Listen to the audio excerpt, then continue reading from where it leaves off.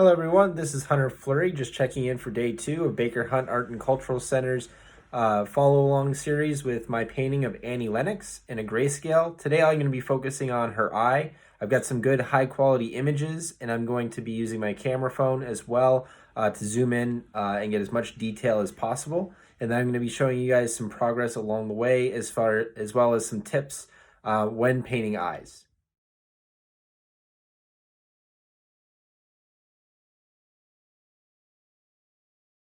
So I'm just getting ready to begin. I've got my paint set up right here. I've got a couple different sections of black, which is actually Payne's gray, which I'll be mixing in the different trays in order to get a different gradient for each one. And then I've got my up close image so I can really look at the eye. I've also got it on my phone so I can actually zoom in even closer than that. And then this is the section I'm going to be working on today.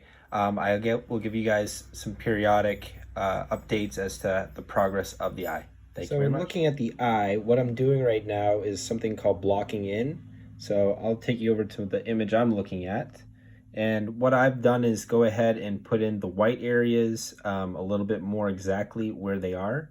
I'm adding just a light amount of white over top of pre-existing areas that have been my underpainting, and then I'm going to block in as far as the general color where it belongs, or the general value where it belongs in relationship to the eye. So you can see I'm doing a little bit more blocking in. I've added the iris, I've added sort of the mid-tones, some of the dark tones, and I'm going to just keep coming in with more values to really define the eye. Here's a little bit more in progress. I'm still just emphasizing where the darks and lights are. I'm sort of looking at where the lights are hitting the eye. Underneath that eyebrow, I'm giving it a shadow, and then I've noticed on my undersketch that the inside corner of the eye, the inside right here, doesn't exactly look like the curvature that the eye does in real life. So I'm going to be moving that down. It's one of the nice things about acrylics. It dries so quickly. You can just cover it up right away. So I'm going to go ahead and make that correction now. So currently I'm getting happier with the eye. It's kind of coming along. I've still got a lot of time I got to put into it, really getting everything just as perfect as possible. But I'm pretty happy with just getting this first eye done, sort of how it looks. I'm liking the transparency that I'm seeing in the paint. It's allowing me to layer it very nicely.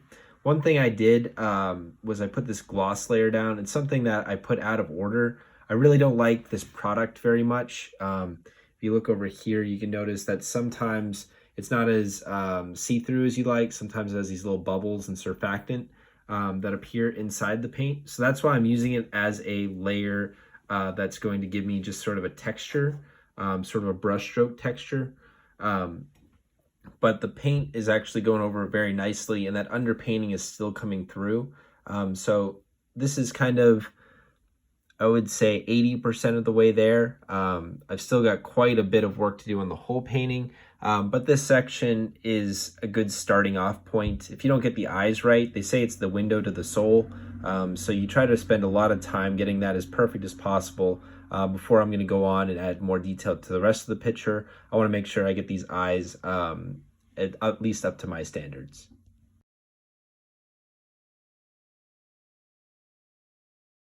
Thank you guys for following along with me today. This is day 2 of the Annie Lennox painting that I'm doing as part of the series through Baker Hunt Art and Cultural Center and the Charles H. Dater Foundation.